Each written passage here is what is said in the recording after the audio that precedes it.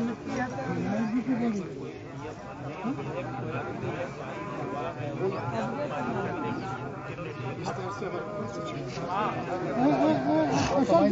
ये कार्यक्रम बढ़ाते हुए हमारे संगठन के महासचिव विकास चौधरी जो है, हम चाहेंगे आप आए और विधायक को एक एक बात पर आवेदन करें। आज से श्रद्धांजलि सभा में उपस्थित तमाम सहायक अध्यापक, अध्यापिका, तमाम नेतृत्वकर्ता, विधानसभा के माननीय विधायक टाइगर जयराम माथुर जी, लगभग सारी बात सुमन जी के द्वारा बताया गया। माननीय विधायक जी पहुंचे हुए हैं। 2021 में पारा शिक्षकों की एक नियमावली बनी थी। जगन्नाथ महतो जी शिक्षा मंत्री जो थे, उनके कर कमलों के द्वारा एक दिया गया। क्योंकि 21 वर्षों में यहाँ के पारा शिक्षकों को किसी भी तरह की नियमावली नहीं दी गई थी। बहुत संघर्ष के बाद इस महागठबंधन की सरकार के द्वारा बहुत जद्दोजहद के बाद नियमावली दी गई। और नियमावली क्योंकि इस तरह से उसका प्रारूप था कि हम लोग उसको बहुत सुधारने का प्रयास किए, लेकिन तत्कालीन शिक्षा मंत्री गिरिडीह विधायक सुदीप कुमार सोनू या जो कुछ भी रहे होंगे, मैंने कहा गया कि भाई आप लोग कम से कम इसको पटरी पे चढ़ाइए। 21 वर्षों से नियमावली नहीं मिली थी, इसको दीजिए, फिर हम लोग इसको इम्प्रूवमेंट करेंगे, सुधार करेंगे। तो कहिए कि एक घूम का घूट पी करके हम लोग सोचिए कि चलिए भाई नियमावली मिलेगी। लेकिन नियमावली में माननीय विधायक जी को मैं बताना चाहता हूँ, नियमावली में निश्चित रूप से अनुकंपा की चर्चा की गई थी। वो कैबिनेट से पास हुआ था। पारा शिक्षकों के मरने के बाद उनके आश्रित को अनुकंपा के बाद नौकरी दी जाएगी, लेकिन जो उसमें बाउंड्री लाइन खींच दिया गया कि वैसे आश्रित ही इसमें अनुकंपा को नौकरी प्राप्त करेंगे, जो ट्रेंड होंगे टेट होंगे। माननीय विधायक जी, आज झारखंड का जो ग्रामीण परिवेश है, जो यहाँ का शिक्षा दीक्षा है, इस परिवेश में, इस शैक्षणिक वातावरण में हम ये उम्मीद नहीं कर पाते हैं कि हमारे जो आश्रित रहेंगे, चूंकि बहुत ऐसे भी लोग हैं जो कि बहुत शिक्षा से दूर हैं और उनके आश्रित से ये अपेक्षा करना कि ट्रेंड होंगे फिर टेट निकाल लेंगे, और जो टेट पास है 13,000 उसको नौकरी नहीं सरकार दे रही है, और फिर कहते हैं कि आप आश्रित जो होंगे वो टेट पास करेंगे तब आपको नौकरी देंगे। तो खैर करिए, उस समय बहुत मुश्किल से हम लोगों ने उसको सुधार किया। और हालिया दिनों में विगत नवंबर अभी बैद्यनाथ राम शिक्षा मंत्री थे, उनके अध्यक्षता में भी बैठक हुई। फिर वही गिरिडीह विधायक आए, सेक्रेटरी थे, और फिर अनुकंपा को जब हम लोग बहुत ज्यादा चले आप लोग प्रयास किए, शांति बनाए, अनुकंपा को जब लचीला करने का प्रयास,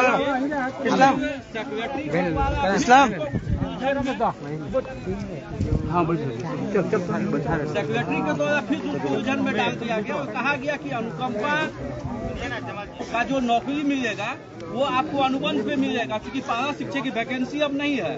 तो पारा शिक्षक के आश्रित जो अनुबंध पे बहाली निकलेगी, उसमें 30% पदों का आरक्षण आपको दिया जाएगा, वो भी परीक्षा से आप आएंगे।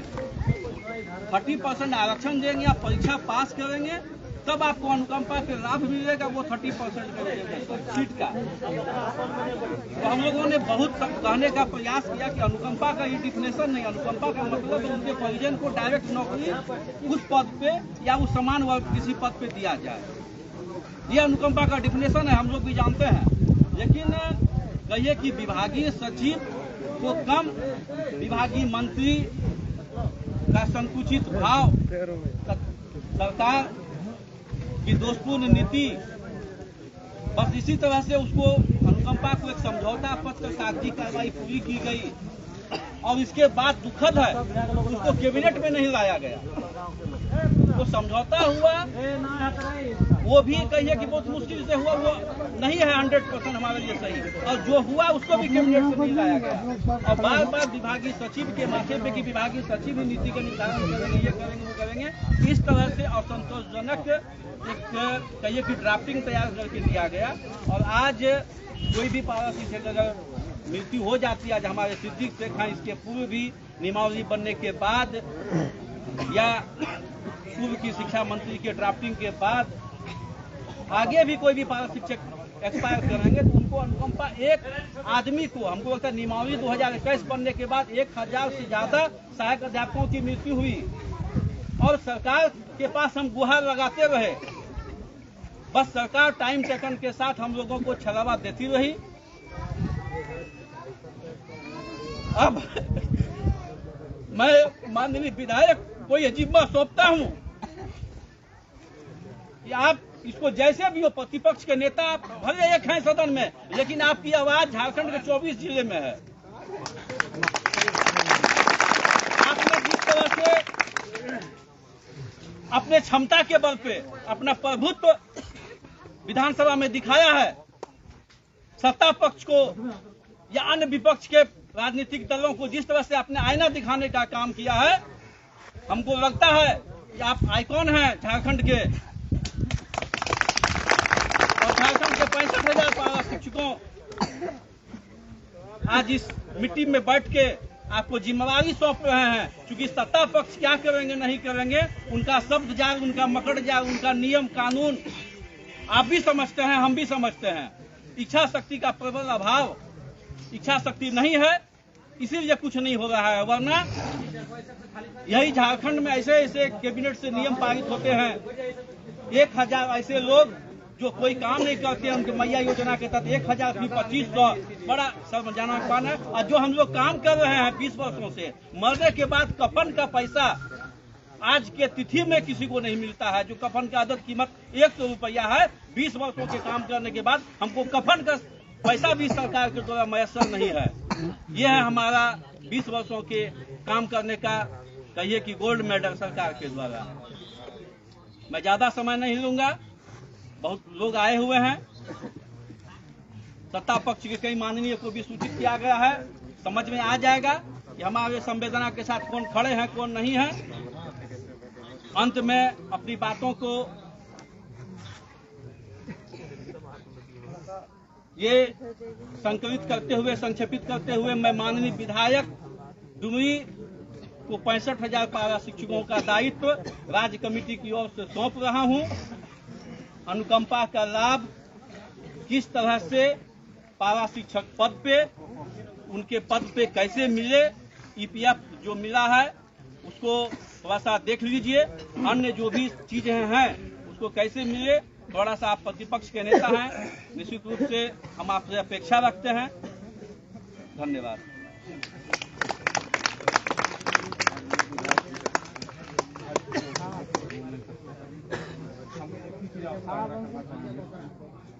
सर, नियमावली 2022 में मिला, लेकिन आज तक इतना पेचीदा कर दिया गया। दूसरी बात हम आपसे आग्रह करना चाहेंगे कि एक रोड एक्सीडेंट में, वज्रपात में या तो किसी को हाथ से मार जाता है, किसी भी कारण से मर जाता है, तो उसके परिवार के, उसके आदमी को 4 से 4.5 लाख रुपया मिलता है सरकार की तरफ से। लेकिन पारा शिक्षक जब भी डेथ किए आज तक 2006 से आज तक 1 रुपया उनको कफन का पैसा नहीं मिलता है। और आज तक जो भी होता है हम लोग संगठन के बल पर, चाहे जैसे भी चंदा करके उनका कफन का, दफन का जो भी व्यवस्था कर पाते हैं हम लोग करते हैं, 10-5 हज़ार सहयोग राशि करते हैं। लेकिन ऐसा आपसे झारखंड का पारा शिक्षक के साथ साथ पूरा झारखंड आपकी और गणपति निगाह से देख रहा है सर, कि कम से कम जो पारा शिक्षक मर जा रहे हैं उनके आश्रित को भी एक मोटा राशि कुछ अमाउंट मिले, ताकि उनका परिवार भी संभाल सके। मैं इन्हीं बातों को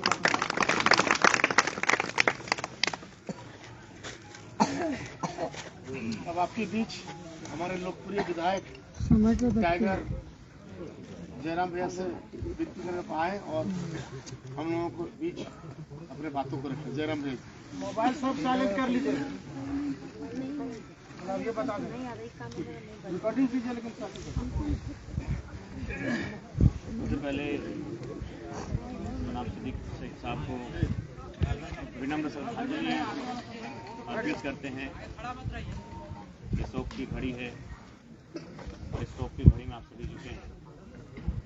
उनके परिवार के प्रति शोक संवेदना, हिम्मत मिले, प्रार्थना करते हैं।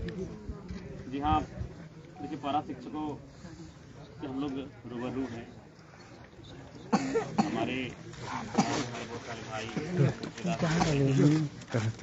पारा शिक्षकों की दिनचर्या को हम लोग जानते हैं, समझते हैं, उनके हाल को भी जानते हैं। और जब हम लोग सदन में नहीं थे तो जब भी हमें अपने मंचों के माध्यम से अवसर मिलता था हम इस बात को रखते थे। और इस बार क्योंकि सदन काफ़ी कम दिन का था, मात्र 4 दिन का, तो उसमें तो एक दिन शपथ में चला गया, मात्र 3 दिन ही हम लोग को अपनी बातों को रखने का अवसर मिला और समय नहीं मिल पाया। लेकिन निसंदेह जब अगला सत्र चलेगा, हमने आपके कहने से पूर्व ही हमने ये मेंशन किया है कि अगली बार सदन में जो चलेगा उसमें हमें किस विषय पर रखना है, पारा शिक्षक का मुद्दा रहेगा। तो आप लोग बस हमें ड्राफ्टिंग करके दे दीजिएगा विषयों को, और एक दिन आपकी 3-4 जो सदस्य हैं, जो आपके प्रबुद्ध व्यक्ति हैं, उनसे हम बैठ के बातचीत कर लेंगे और आपके विषय को हम सदन में रखेंगे। इस बात के लिए कहीं नहीं है। और अभी अगर रहेगा तो हम अगर सचिव महोदय के लिए कुछ कार्य है उनके सामर्थ्य में तो उनसे बातचीत आपके सामने करेंगे। अगर है आपको लगता है तो जो भी विभागीय सचिव हैं, और जो सदन का विषय हो तो सदन का समय आएगा तभी हम रख पाएंगे। अभी अगर विभागीय सचिव से बात करने से अगर कुछ आपको लगता है हम बात कर सकते हैं। कल्याण कोष है सर, कल्याण कोष आपको फाइनल है, 10 करोड़ जमा है। क्या सेक्रेटरी बोलेंगे हम लोग तो जान लगा दिए ही नहीं। ठीक है, तो आप 1-2-3 तारीख के बाद जब समय मिले हमारी जिम्मेदारी क्या होगी आपके लिए, हम आपके लिए क्या कर सकते हैं, ज़्यादा से ज़्यादा हम आपकी भाषण देना उचित नहीं है। तो का कुल माहौल है और हम पुनः उनको श्रद्धांजलि देते हैं और आप सभी को भी कहेंगे थोड़ा सा हौसला रखिए, क्योंकि आपका संघर्ष पूरे राज्य ने देखा है। पारा शिक्षकों ने एक शैक्षणिक कार्यों के अलावा भी तमाम कार्यों का किया है, चाहे वो सर्वे हो, चाहे अन्य विषय हो, ये किसी से छुपा नहीं है, क्योंकि हम लोग भी उसी पृष्ठभूमि से आते हैं जो पारा शिक्षकों को हम लोग प्रतिदिन उनके दिनचर्या में देखते हैं क्या करते हैं। वास्तविकता अगर कही जाए तो पारा शिक्षक इस राज्य की शिक्षा की रीढ़ रहे हैं। में हमारा जो रोल रहेगा सदन के अंदर, सदन के बाहर भी हमारी उपस्थिति रहेगी। बस हमें अवगत करा दीजिएगा, क्योंकि देखिए हर किसी का एक विषय होता है। हम शुरू से कहें हैं कि अगर हम विधायक हैं या मंत्री भी बन जाएंगे और हम कहेंगे कि सारे विषय को हम जानते हैं तो हम झूठ बोलते हैं। अगर कोई चिकित्सा संबंधित है तो वो हमसे ज़्यादा जानता है, कोई जमीन संबंधित है तो भले वो CO ही क्यों ना है, CI क्यों ना, हमसे ज़्यादा जानता है। तो पारा शिक्षकों के विषय को आप जानते हैं, भले हम MLA हैं, आप उन विषयों को हमारे सामने रखिएगा। हमारा काम जहाँ रखने का था पुनः आज की घटना के लिए बहुत खेद, दुख है। काफ़ी 45-50 साल की आयु में लोग छोड़ के चले जा रहे हैं और सरकार कोई भी सरकार को जगाने का अधिकार कर। ठीक है, आपके साथ हम लोग हैं और एक MLA के रूप में नहीं, आपके घर के परिवार के सदस्य के रूप में आपके साथ हम खड़े हैं।